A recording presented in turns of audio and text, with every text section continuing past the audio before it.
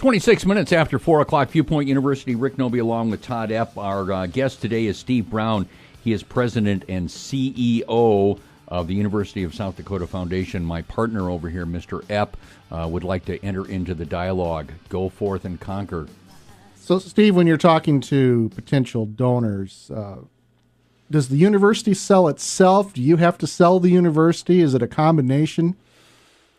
Really, the university sells itself. We have so many wonderful alumni, and with the nearly 60,000 alumni around the country, it's our challenge really is being able to get in front of all of those who would have interest in learning more about what's happening on campus today and how their philanthropy can help make a difference in the future. So our challenge is just being able to have sufficient staff and time to be able to get out and connect with those folks.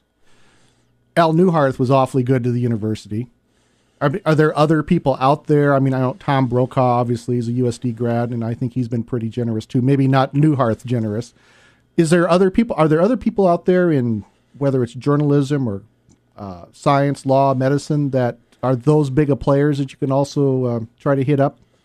You know, there are success stories all over the country. You know, maybe they don't have the presence of Mr. Brokaw or Mr. Newharth, and you know they're in the media in that respect. But Cindy Pressler is the chief meteorologist of a major television station in St. Louis, and been on Weather Channel, and has had a very remarkable career. One of our young alums, Cody Strand, just recently ended a run with Book of Mormon on Broadway, and now touring around the nation. And theater. Yes, and could just go on. We have an alumnus over at the Olympics who has been very actively involved in stage production with major shows in L.A. and now working over there. So there are really the challenge is being able to communicate to a lot of folks all of the success stories that we have each and every year and the remarkable things that they're accomplishing all over the country. How about when you go to other foundations? Are you competing against SDSU and NDSU and UND and so forth to try to get those dollars as well?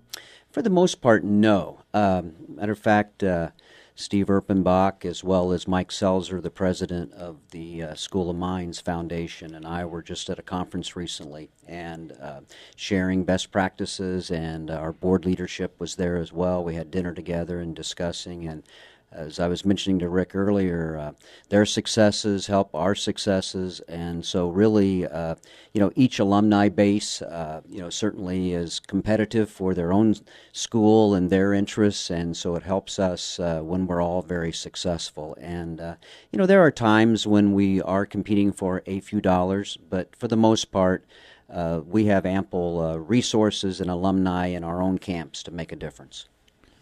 I got to ask you this question. This new basketball facility, how much money do you need for me to have my name put on it? Gosh, we could talk about that, but I would suspect if, and this is just you and I talking. Yeah, right. No nobody's listening. Yeah, nobody's listening. I would bet that if I walked out of here this afternoon with $10 million, we'll take care of it. Is that all you need? That's all Rick, we need. I got $10 I can put towards it. Hey, we can put your name just right below mine, just slightly smaller. We'll be back with Steve Brown, University of South Dakota Foundation president. This is Viewpoint University, KSOO.